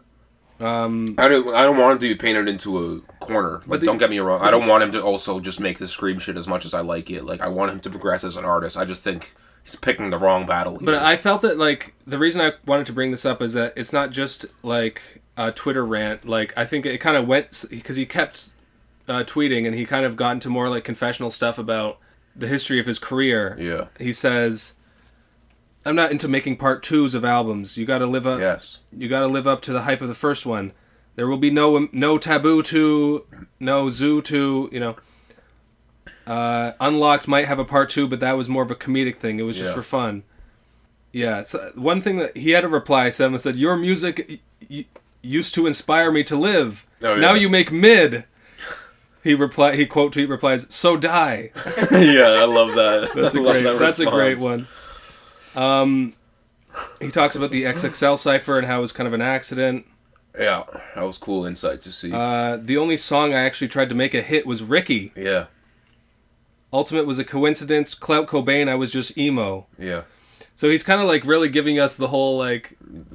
His thought process behind some of these decisions, which is cool. I mean, he doesn't... I respect that he doesn't like chase a hit, really. Yeah. And the Clout Cobain But then he was thing saying just got afterwards really as well, big. he was saying, like, X-Wing should be a hit, though, is what he was saying. Yeah, that's And I'm part like, of yeah, it. well, yeah. He's going to try to put a lot of... I think he said to run effort up the numbers behind on that. that so they can do a music video or some shit. And then, yeah, once he's going, then he says, yeah, Donda and CLB could have been better. Y'all rich got the greatest musicians at your disposal. He's got a point. Spin facts. The artwork for both projects were booty. Yes. Yeah. True. Yeah, spin facts. Yeah, he's not wrong in a lot of what he's saying. I just think, like, him... I understand his frustration with the whole Kendrick thing, but, like, don't fight Kendrick in this. Like, it's not, like, if, like... I don't know, that's just the wrong fight to pick. This is not you versus Kendrick. This is you versus the critics. Yeah, and you versus, like, audience expectations and fans and stuff like that. But I think that's part of you have to, as a creator or an influencer or whatever, you have to take responsibility for the audience that gravitates towards your shit and realize that you don't have to cater directly to them. Mm-hmm. And also at the you same need to be time, able to you put don't- out some shit that they might react negatively to and say, oh, mid. But that's what he's doing, though. He's progressing, though. So it's not like he's not doing that, Yeah, but you need to do that in order to get over the hump of, and of not this. And be so attached to, like... But also at the yeah. same time, be prepared to expect some of that negative stuff. Yeah. If you want to go in a different direction, all the more power to you. But at the same time, you need to understand that there's going to be people who are going to be stuck in their ways. Yeah. And they're not And gonna we want say, it. like, oh, sure, it'll be hard for people to not read reviews and comments and stuff like that.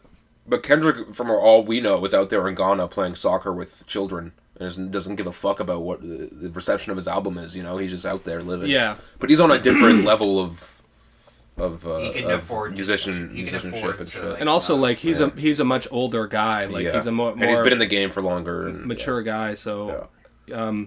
And bigger. The thing that really Forces you that to wraps it up adapt. is that after a couple more days, he says, "Can't front. The last few days I was chasing validation. My ego got in the way. Fair. I want to gain the world's approval, but I ain't trying to lose my soul in the process. To my fans, I love you to death, and you wouldn't be able to live my dreams." So it's like he kind of like after days of just like reading into the comments and replying to people and being, it's a little bit of a manic behavior. Yeah. It's not recommended by the doctors or whatever, but it's productive in that we can like learn a little bit about how does an artist deal. And also, with this. I'm sure it helps just getting your shit off. Like I know sometimes on Twitter, I'm just like, not recently really, but sometimes I'm just like, I just want to spew some shit. Like. I'm sure it can be therapeutic in its own way of just like saying some shit into the void. You know what I mean? Like to an extent, Except the void is viewed by like can be viewed by anybody. Some people's voids are actually not too much of voids at the end of the day. But and some people's nudes are bad. You gotta learn to take good nudes, guys. Yeah. A couple more things to wrap it up though. Okay. Well, for one, like when we were saying earlier about the audience. He did literally say, "I make songs about black struggle in America and my personal life. And the only thing I get for non-listeners is I make music for edgy white kids. No, bitch. I make music for everybody to listen to. It's just that particularly edgy white kids love it. I can tell some people think I came from the suburbs. Wrong again." Yeah. Mm-hmm. That's kind of interesting just how that happens. But it's like... You don't really... Look, some of these white kids, they're a little wild. They're fucking really annoying on the internet. They just write that's just mid on. By the way, mid. We have to retire mid. Retiring guys. mid. It's getting too much. At this point, just say something is bad. Yeah. Everything is mid to some guy. Yeah. Also, mid is not inherently a bad thing. The original meaning of the word mid was just middle of the word. Is that where that word comes from? Yeah. Whoa. Josh should do a masterclass on this. I mean, like, let's think about it for a second. I mean, like... Break it down. It means not bad, but not great. So you're talking about the new Jack Harlow album? I've never heard it. Which a lot of people would say is terrible. But it's just, it's okay. I thought it was okay to good. I wouldn't say it's good. Like, there really isn't a song on there, other than, like, I like the Drake one. I like the outro a lot. And those are the two that, like, the rest of it is, like, yeah, some of these are pretty okay, but then the rest of it is just kind of boring and just middle of the road, I guess, to me. This is coming as a Jack Harlow hater here from Alex here, so rewind back to when he first started hating on Jack Harlow to see where he is now. You've changed, man. Clip. Jack Harlow? More like whack bars, yo. Oh, shit. I've basically ended that dude's career. And, it's kind of ironic that the poppin' rapper syndrome is going to happen to Jack Harlow, I think. Because there's not much that really separates him from the pack, I think. Yeah. And it hasn't happened yet, but I think he'll probably be forgotten about, like Black Boy JB or Right. And it's ironic that with What's Poppin' was his poppin' moment. Yeah, true. And he'll be like the guy who was famous for the first 3 months of coronavirus, and then fell off the map. I think he might catch another hit with like a big feature artist, but yeah, I don't see him. I'm plotting on his downfall right now. Okay. Jack, if you're watching this, I'm coming at you, motherfucker. All right. You changed. Now that it's cool to hate on Jack Harlow. Now you're not trying to. Okay. You're flip-flopping. I'm a soft Harlow defender. I went into it really expecting to just hate on every single aspect of it. But I thought it was a pretty good, entertaining album. But I only really listened to it the one time through, and I wouldn't say it's entertaining though. Like halfway through, I'm just like, man, this is just the same song. Like it's all about the context. I went on like a nice little walk, I suppose, and listened to the whole thing, and you drift in and out of actually paying attention. That's fair, I guess. But yeah, it's decent, good pop music but it really lacks any like uniqueness or Yeah. real like something that's like lasting. Like this feels very 2022. And then no one's gonna listen to. I wrote this is white girl online culture. Yeah. To a T. I think actually I like it in that way that it like summarizes something that like a certain style, a certain type of person that exists right now. Yeah.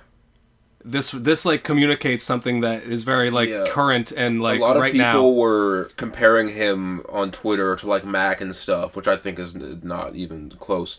But besides that, I'm like, to me he's more of a comparison to G-Eazy. How he's the hot white boy right now, and then in 3-4 years, there's nothing really that crazy about their music that's going to make people gravitate to it over a large amount of time, and they're kind of just going to fall off of relevancy.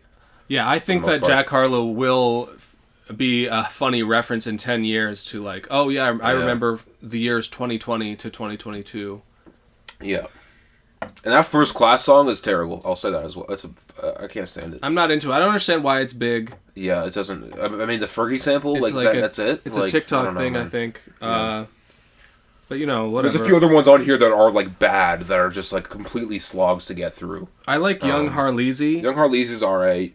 Dua Lipa's fun. It's absolutely hilarious that he has a song called I'd Do Anything to Make You Smile. Yeah. Because that sounds like a perfect, like a Beatles song from, like, the early Beatles. Yeah, you're right. I'd love to just throw that song into a playlist that has all, like, other just, 60s, like... Yeah, cutesy little titles. But the song itself is Dua Lipa made me laugh. Like, I consider that to be good, like... If they went like 10% more comedic, it would be like one of my favorite songs. Yeah. But it really rides that line. That's kind of where I understand where I get the Kanye tweeted about Jack Harlow. Like, this guy's the best. Like, because he does have that sort of a goofy, like, down to earth sense of humor that you hear in really early Kanye. But Kanye kind of is more of a comedian about it. Yeah. He actually really makes it into a joke. Jack Harlow still tries to put the swag on. Jack Harlow, tries to sound cool. It's more swaggy than... Yeah. If he leaned more into it, I think it could be better. If you listen to it knowing that, or like with more of a comedic sensibility or whatever, I think you could get more enjoyment out of it. Like where you're not taking this so seriously, like, oh, this is going to be like this is hip-hop, this is real hip-hop. Yeah, no, it's... Like, yeah. And a lot of the songs the other day just sound like boring Drake to me, and I'm like, Drake is already boring. I don't need more. I don't need more of the same kind of flows. And like, but Churchill Downs similar. Though, Churchill Downs is hard. A legitimately good song. I think both of them are great on it. Yeah, but like, Drake, I think, has a great. One of the verses of the year, I think, from him. Like, and his best verse in a long time. I think he gave Jack that shit. Took some screenshots. And he got the push. About to feed these youngins to the metaverse. I'm trying to pen a verse. I like that, actually. Yeah. I'm done being extra with the extroverts. Yeah. The label supposed to wonder how I'm supposed to stand next to vert. Yeah. He has some clever bars in that one. Some good lyricism there, and kind of... you see how Jack Harlow was sort of birthed by one of Drake's personalities, but like not... Yeah. Like, Drake is so much more influential and, like, unique. And you go back to his old shit, like, he was the guy who really showed, like, more emotional intelligence in his music. He can actually sing. Jack Harlow, I think there's a few moments on here where he, like, tries to sing, and it's not actually half bad. But it's not as... I don't like it when he sings, really. It's not going to make any waves, really. Drake's verse is sick when he says, like, I'm out here making a mockery. My realtor's playing Monopoly. You're dropping trash, you littering, I'm over-delivering to the point it's belittling. I mean, the PTSD is triggering. And every situation is transactional, and everything they say is irrational, and every way they move is promotional. Yeah. Getting shit off. My urge for revenge is uncontrollable, It's not even debatable. Pusha T, dig, you think? He had mentioned I think he mentioned like Daytona green faces type shit. Can't let him get away with that shit. He says at some point, like. But it's almost like the song is so good that it like devalues the rest of the album in a way, because you hear what a real ass rapper like who. Yeah, But then you get Lil Wayne on a song, and that song is just not good to me. Lil Wayne's verse is kind of impact me bad, at all. and Jack's performance is not good, and some like I appreciate him going for the beat switches, but some of them, a lot of the time, they transform into worse beats, or the beat, or it's like, you know, or vice versa. You know, like it's just. I liked Young Harlezy though. That was I like the Young Harlezy one. Beat tracks, or beat Side switches. Piece is not good. I don't like to that. me at all. Movie Star, I don't like either. There's like a category of these songs that are just about how, you know, He's trying to fuck. he's actually finally having sex in his life now that he's famous, and it's like he's just so excited about Yeah. it. He had to have a couple fair. songs about it, but it's Yeah. like Guys, guess what? I'm having sex for the first that's what I saw some kind of reaction where it's like he's a 25-year-old man who's put out a teenage album. Like, yeah. Not Shit, that I'm good. trying to do that with my album, but except it's from my teenage years, Whoa. Yo, peep Which that are- peep which that are- new Farewell Apollo. which are gonna be super emo, by the way, Uh, and not good. Little Secret is okay. I Got a Shot. I don't mind. I think that's a decent one. The reggae kind of influence shit is I at least forgot at least a different some of those sound. songs, At yeah. least a different kind of sound. The rest. What do you think of Justin Timberlake? I don't like it. Appearance. Yeah, no, I'm not a big fan of that one. Yeah, other than Churchill Downs and State Fair, the outro, there really isn't much I'm going back to on this. I think Dua Lipa is a very funny song. Yeah, that one would probably be, if I were to do a top three, that would be it. But other than that, you can pretty much just toss the rest of it out. And if I never heard it again, I wouldn't be really bothered. Not as bad as people were like really clowning on it. And it was funny. It was. A lot of it was funny. But it didn't really warrant it as much as people would have liked, I think. People are gonna call me a hipster when I say this, but like I was making fun of Jack Harlow way long ago. Oh, man. Then everybody hopped on the bandwagon, and you guys ruined it, and now it's fucking lame. Now you just are switching sides because Kanye put him on. That's what I think. No, this is not about Kanye. Not Oh, it's all about Kanye. No. This is Alex. not about me. No, but haven't you ever had that where everybody hopped on to making fun of something, and then And then it got annoying. Yeah, no, for sure. I get where you're coming from. But it was funny also to see people, like, there were reactions of people being like, oh, well, they say the same stuff about every white rapper, you know? Yeah. It's like, they just put you into a hole just because you're a white rapper. Yeah. It's like, okay, man, he's not like an oppressed Yeah. class of person now. Yeah. Like, It's just kind of mid, bro. I don't know. And sorry, excuse my midness for me saying mid. But excuse my Mid-Ness. that's the name of the pod. That's That's Title. actually a pretty good name. Finally, we got an episode title.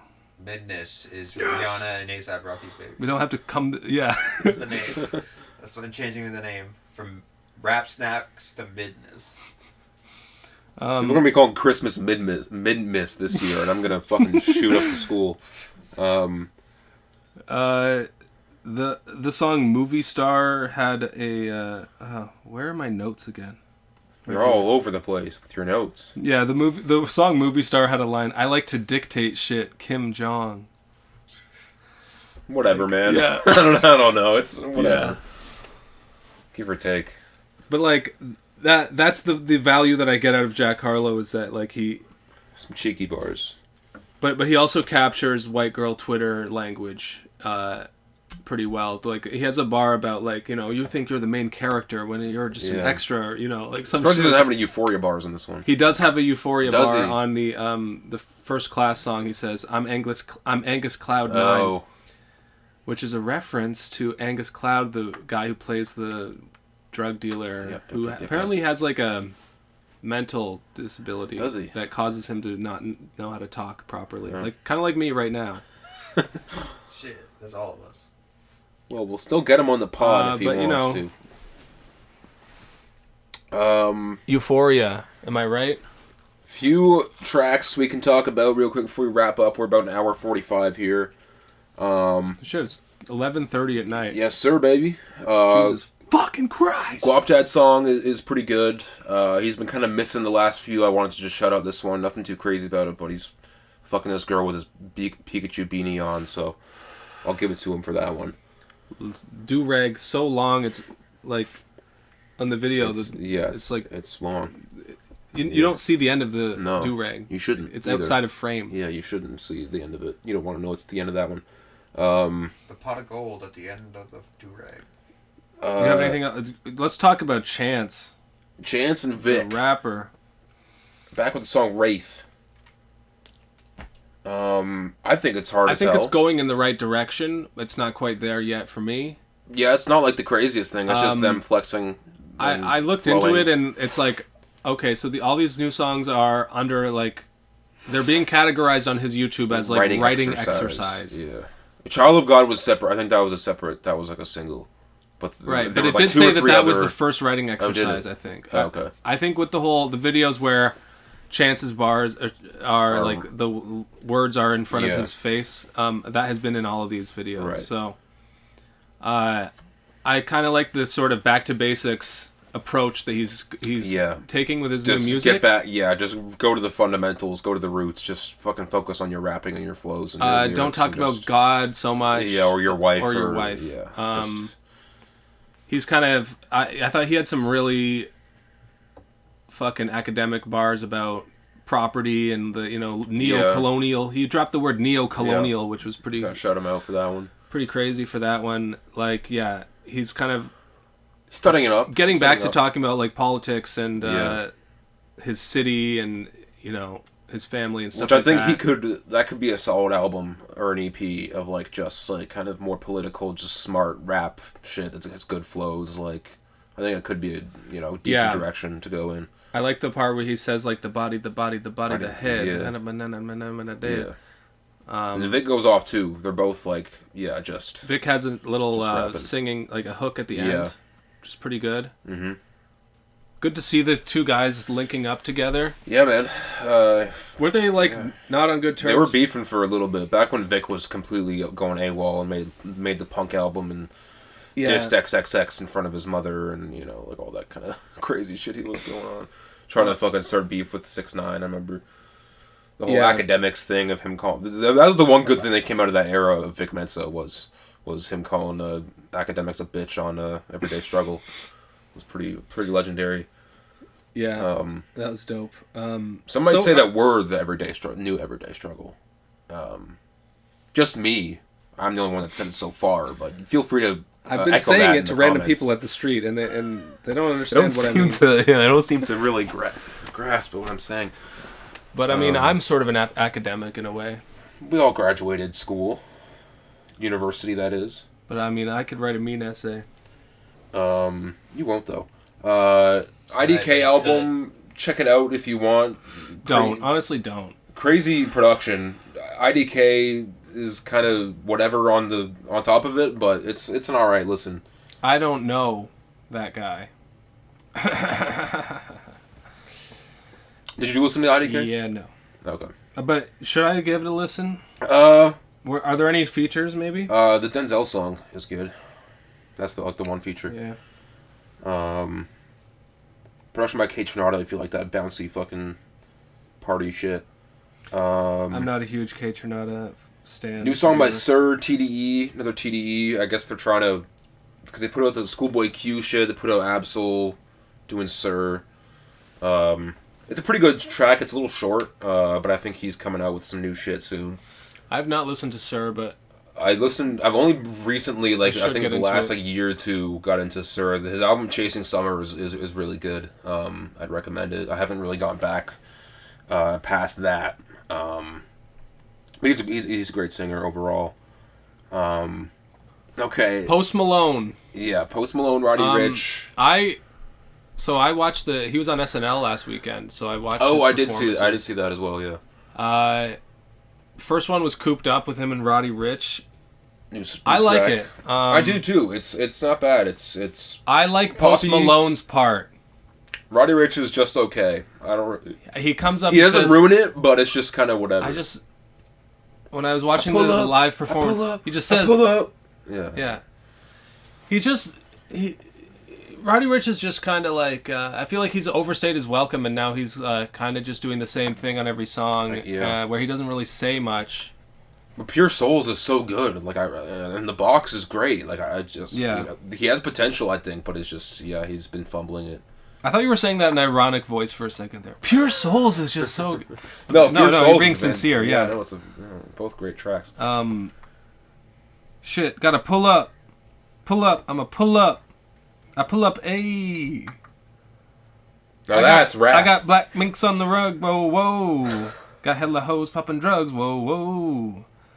In every hood, they show us love, whoa, whoa. Yeah. He just...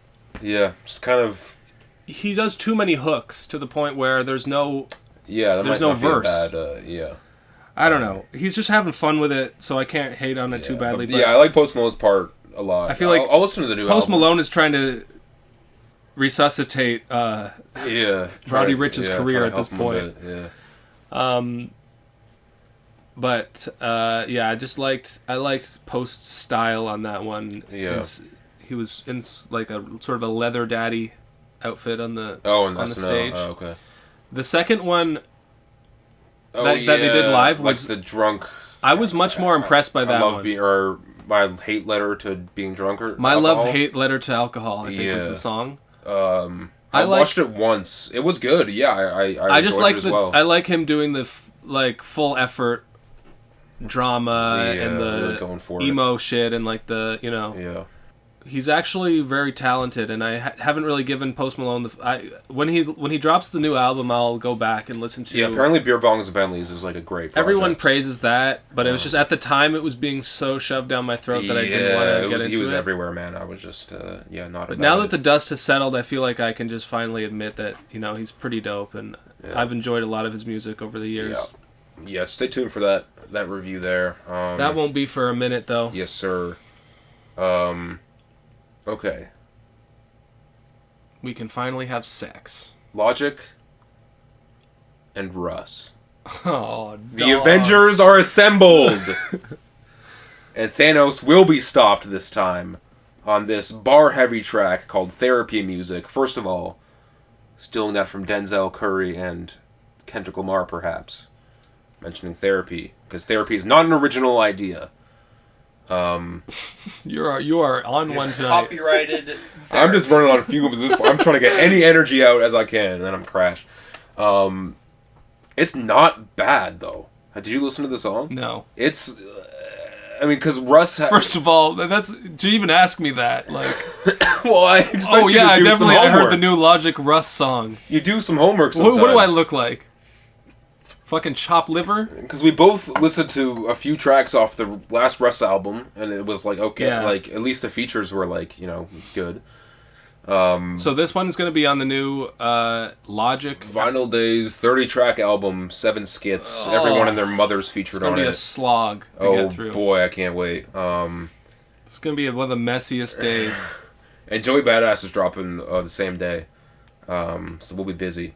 But... the song isn't bad. I've listened to it maybe twice. Like, it's not too crazy, but it's like when I saw that it was a new song dropping, Russ and Logic, I'm like, oh no, the corn memes are gonna be too much for my little heart to take as a Logic fan.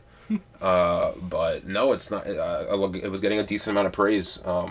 They're both just spitting, nothing too corny about it. No crazy bad bars or anything. It was just decent rapping over a good beat. You can't really say anything bad about it. You could, I guess. It's just rapping just to rap. I might find something. That's true. Negative. But yeah. Rely on you for that. Joey Badass dropping soon then as well. We'll get to Kendrick the next time, but other than that... And remember to vote for NDP. And pray for I'm voting for YSL, actually. That's what I'm voting for. You spoil your ballot just to try to vote for Gunna. Just to get Gunna out of prison. And then your writing ends up like it came down to one vote. Yeah. It's like, you fucker! Yeah. Beat the shit. Fucking Doug Ford's back in. Yeah, lots of conservative party signs around my neighborhood, so... Fucking neighbors across the street, conservative sign. I'm saying, you take this. You go break some windows tonight. We'll put some... I don't know how to make Molotov cocktails. You just probably... It's vodka, and then you just light it. You get a rag. Okay, disclaimer, if there's actually any somewhat terrorist attacks because of this election, that was not us. Just disclaimer. Yeah, it was not me or it wasn't either of us. It may have been someone off screen. Who knows? Can't confirm or deny. Have a good week. Yeah, and fuck Doug Ford, you piece of shit. Hell yeah. Rapcast 36. Yeah. And what an abortion that one was. By the way, I wanna be with you, together, forever, whatever the weather. But there's just one thing I need to do. I wanna fuck a guy. I wanna fuck a guy.